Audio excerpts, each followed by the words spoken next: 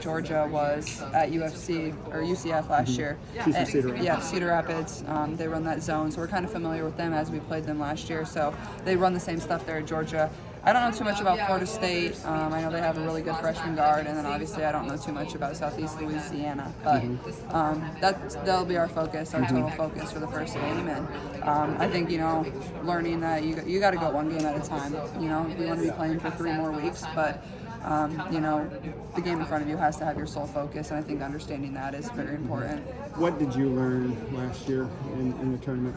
I think, understanding that, it doesn't matter what number is really by your name. That's why I didn't really care if we were 1 or 2. Did I think we deserved a 1? Absolutely. Was Stanford probably deserving number 1, 2? Absolutely.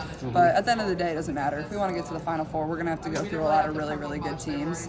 It doesn't matter whether they're a 10 seed, a 7 seed, a 15.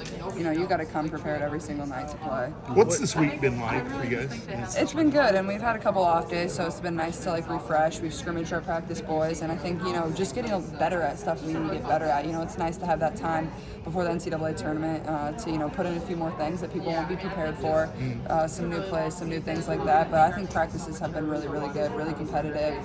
Getting up and down, you got to stay in shape because you're not really playing games for 2 weeks. So, but I think they've been really good, and I think that speaks to having a lot of older people on our team. They really understand these practices are very valuable right now. The mental tightrope of having to come down from the conference tournament high. Yeah.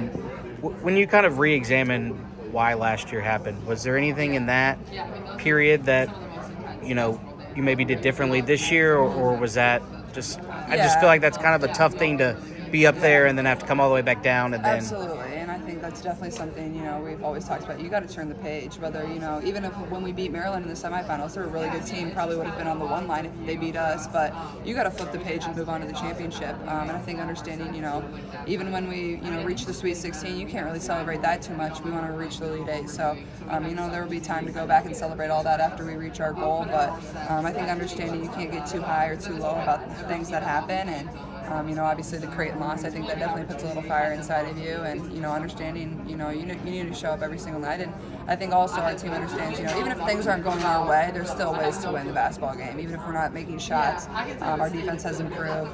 Things like that I think are especially where we're better.